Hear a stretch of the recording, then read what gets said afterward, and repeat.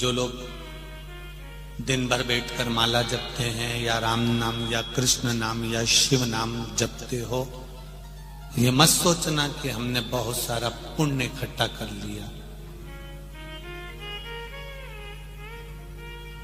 इस अंदाजे में मत रहना।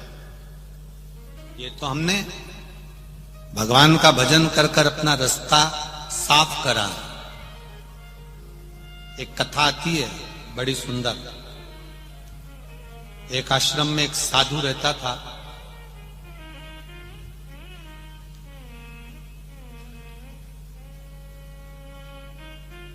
बहुत साल हो गए उसको उसी आश्रम में रहते रहते, बहुत साल।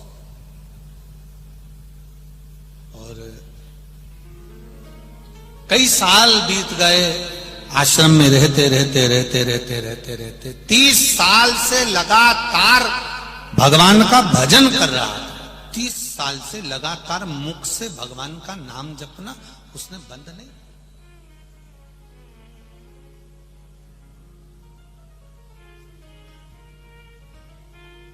एक दिन माला लेकर बैठा था, इतने में कोई स्त्री उसके स्मरण में आ गई। सामने नहीं आई, स्मरण में। और स्त्री ने कहा, ए बाबा, आप मेरा एक दिन का पाप ले लीजिए और मुझे एक दिन का आपका पुण्य दे दीजिए। साधु बाबा, मेरा एक दिन का पाप ले लो और अपना एक दिन का पुण्य मुझे दे दो। संत के नेत्र खुल गए, साधु की आंख खुल गई। ना जाने कौन स्त्री थी जो मेरे स्मरण में आई, समझ में नहीं आ रहा। सालों हो गए मेरे को भगवान का भजन करते करते, पर कभी ऐसी स्त्री का स्मरण नहीं आया। ये स्त्री कौन है जो मेरे स्मरण में आई? दिन बीता, 2-4 दिन निकलने के बाद बाबा के स्मरण में फिर वही स्त्री आ गई। उसका चेहरा दिख नहीं रहा, पर वो आकर कहती है, एक दिन का मेरा पाप ले लीजिए और एक दिन का आपका पुण्य मुझे दे दीजिए।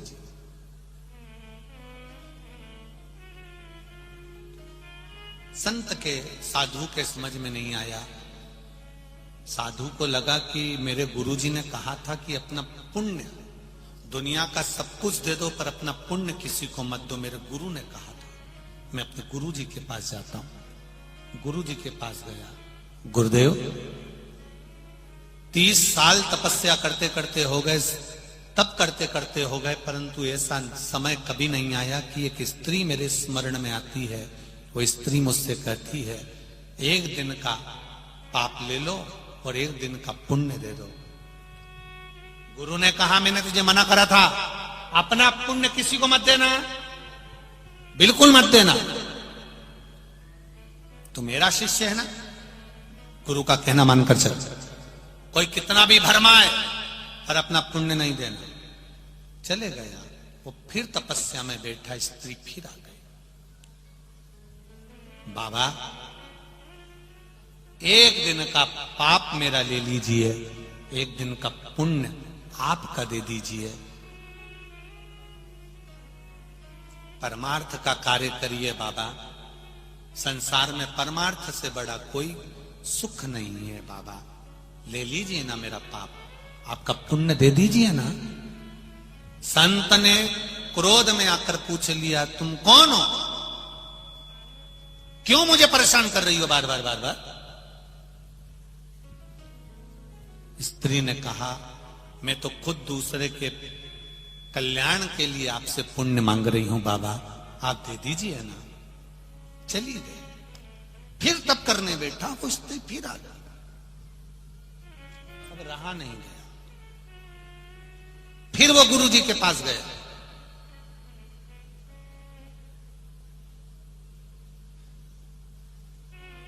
गुरुजी, वो स्त्री मेरे को वापस स्मरण में आ रही है, पर समझ में नहीं आ रहा वो क्यों कह रही है मुझसे। वो कहती है, परमार्थ करो।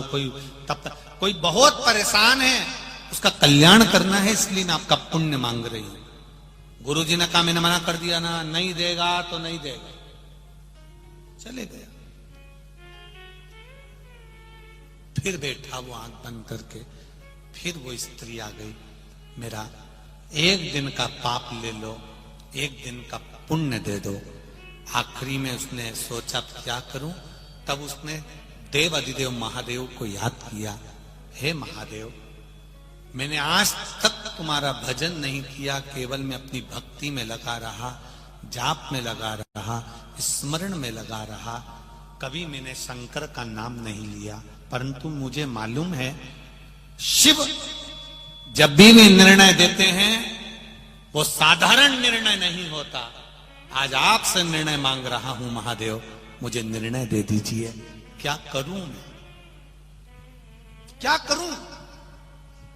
इतनी देर में तो महादेव ने आकाशवाणी कर दी, और महादेव ने आकाशवाणी कर कर कहा, रे साधु, तो किस बात में अकड़ रहा है? तेरे पास में कौन सा पुण्य है जो तू अकड़ रहा है, इतरा रहा है, बार बार अपने गुरु के पास जा रहा है? तेरे पास में कौन सा पुण्य है? साधु कहते हैं 30 साल घर छोड़कर, परिवार छोड़कर, पत्नी छोड़कर, बच्चे छोड़कर 30 साल से जंगल में बैठकर लोगों से मांगकर, भिक्षा मांगकर अपना यापन कर कर मैं भगवान का भजन कर रहा हूं, जप कर रहा हूं, नाम जप रहा हूं। ये पुण्य नहीं है मेरे पास? देवादिदेव महादेव ने कहा, दूसरे का अन्न खाकर, 10 जगह जाकर, आकर बैठकर भजन कर रहा है। अपनी पत्नी छोड़ दी, बच्चे छोड़ दिए, परिवार छोड़ दिया, कुटुंब छोड़ दिया, एकांत में आकर बैठकर नाम जप रहा है। ये पुण्य नहीं है। तो पुण्य किसको कहते हैं? महादेव कहते हैं, तेरी पत्नी को तू छोड़कर आ गया था, छोटा सा बच्चा उसकी गोदी में था, 2 बच्चे उसके थे, पत्नी तुमको 3 महीने तक ढूंढती रही, मेरा पति आएगा, पति आएगा, बच्चों के लिए उनका पिता आएगा, तू नहीं आया। दर दर ठोकर खाती, कहीं बर्तन मांजने जाती, कहीं झाड़ू लगाने जाती, सब दूर लोग उसको गलत दृष्टि से देखते। तब एक आश्रम में, जहां पर जिसको कुष्ठ रोग हो जाता था, उस कुष्ठ रोग के आश्रम में चली गई और वहां सेवा में लग गई। थोड़ी सी तनख्वाह मिलती, अपने बच्चों का पालन करती।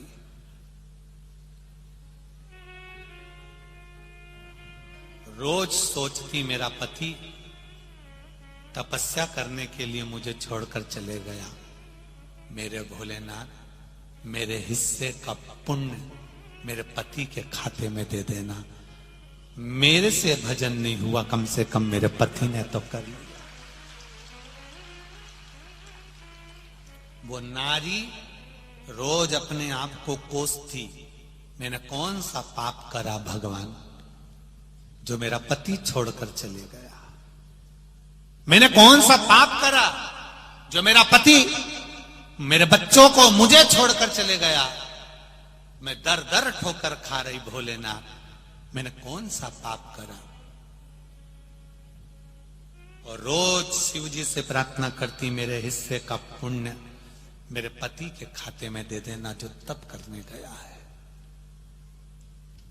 महादेव कहते हैं, साधु पत्नी को छोड़ दिया, बच्चों को छोड़ दिया, परिवार को छोड़ दिया, कुटुंब को छोड़ दिया, 10 जगह से मांग कर भोजन किया, माला पकड़कर बैठ गए, ये पुण्य नहीं है। तुमसे ज्यादा पुण्य तो तुम्हारी पत्नी ने कमाया कुष्ठ रोगियों की सेवा कर। तुमसे ज्यादा पुण्य तुम्हारी पत्नी ने कमाया कुष्ठ रोगियों की सेवा कर कर। सेवा करने जाती, जिनको लोग छोड़कर चले जाते उनकी सेवा में लग जाती, वापिस आती, स्नान करती, बच्चों की सेवा में लग जाती। तो भी उसके मन में कितना पुण्य था, जो पति छोड़कर चले गया, उसके बाद भी कह रही है कि मेरे पति के खाते में पुण्य चले जाए। तुम्हारे सामने जो बार बार आकर जो स्त्री पाप देकर पुण्य मांग रही है, वो स्त्री कोई दूसरी नहीं है, वो तुम्हारी धर्म पत्नी है जो तुम्हें पाप नहीं दे रही है। तुमने पुण्य कुछ नहीं कमाया तो पाप के बहाने वो अपना पुण्य तुझे प्रदान कर रही है, कोई दूसरी नहीं है।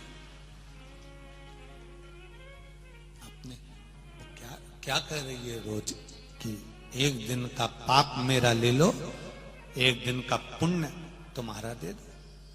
वो पाप नहीं दे रही है, तुम्हारे पास में ये गलत फहमी है कि तुम्हारे पास में पुण्य ज्यादा है। जो लोग सोचते हैं कि हम भगवान का इतना नाम ले रहे हैं तो हमने पुण्य कमाया, हमने ढेर सारा पुण्य कमा कर बैठ गए, अंदाजे में मत रहना। पुण्य किसको कहते हैं समझ लेना, अच्छे से समझना। पुण्य किसको कहा गया? किसी को भोजन की जरूरत है और तुमने उसको भोजन कराया, किसी को पानी की जरूरत है तुमने उसको पानी पिलाया, किसी को शिक्षा की जरूरत है तुमने उसको शिक्षा प्रदान कर दी, किसी को औषधि की जरूरत है तुमने मेडिकल से दवाई लाकर दे दी। इससे बढ़कर दुनिया का कोई पुण्य नहीं है, कोई पुण्य नहीं।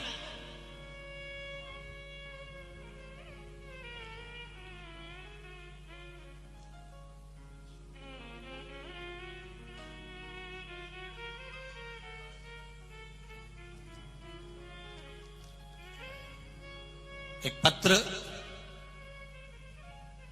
कल जब कथा पूरी हुई, हमारा जो कार्यालय लगा है उस कार्यालय पर बहुत सारे पत्र लोग जमा कर देते हैं। उसमें एक पत्र आया है जो हमारे कमरे में रखा है। वो जो कथा के यजमान हैं आदरणीय दादा साहब भूसे जी, उनके लिए लिखा है। किसी एक बेटी ने वो पत्र लिखा, आदरणीय दादा साहब भूसे जी के लिए पत्र लिखा। उस पत्र में लिखा था, उस पत्र को पढ़कर हमें भी प्रसन्नता हुई। उस पत्र में लिखा था, गुरुदेव, मैं मालेगांव के नजदीक के गांव की हूं। उस गांव का नाम भी उसने लिखा है, गुरुदेव। हम नासिक जिला से हैं। मेरी और मेरे भाई की पढ़ाई पैसे के चक्कर में रह गई थी। एक बार दादा साहब के पास में हमने केवल पत्र भेजा था और दादा साहब ने हमारी पूरी पढ़ाई करा दी है। गुरुदेव, हम दादा साहब का यह एहसान, इसको पढ़कर प्रसन्नता हुई। आदरणीय भूसे जी को मैं बहुत बहुत साधुवाद देता हूं। पुण्य किसको कहते हैं, यह पुण्य को समझने के लिए ही यह पुण्य श्री शिव महापुराण की कथा। आदरणीय दादा साहब भूसे जी को बहुत बहुत साधुवाद, इस व्यासपीठ से बहुत बहुत साधुवाद। नेता पत्र आता है, पढ़ते हैं, पटक देते हैं, उस पर स्मरण नहीं करते। पर आदरणीय दादा साहब भूसे जी को धन्यवाद है कि उन्होंने बेटी का पत्र तो पढ़ा था, पढ़कर बच्चों का विद्या अध्ययन तो कराया।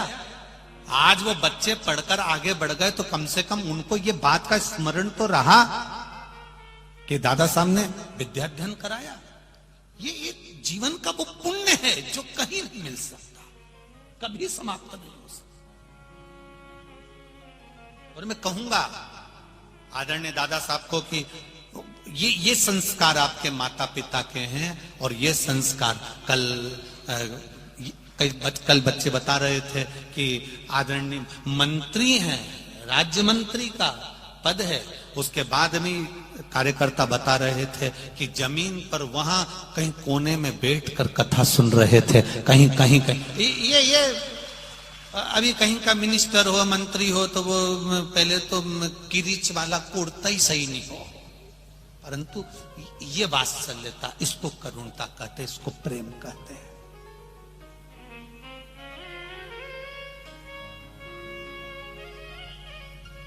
ये किसी पार्टी की कथा नहीं है, ये किसी राजनेता की कथा नहीं, ये दिल की कथा है। केवल दिल से बांची जा रही और दिल से कराई जा रही है। इसको हृदय से कराया गया, चित्त से, आनंद से। ये हमको सीखने को मिलता है कि पुण्य किसको कहते हैं, पुण्य का प्रभाव क्या है, पुण्य का बल क्या है।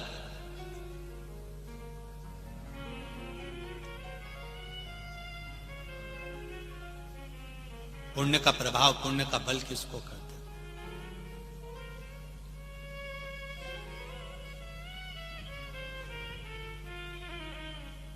महाराज शिव पुराण कह रही है, भगवान शंकर की कथा कह रही है, भजन करो, नाम जाप करो, नाम कीर्तन करो, वो एक अलग है जिससे हम अपना पथ सवार रहे हैं, अपना मार्ग सवार रहे हैं।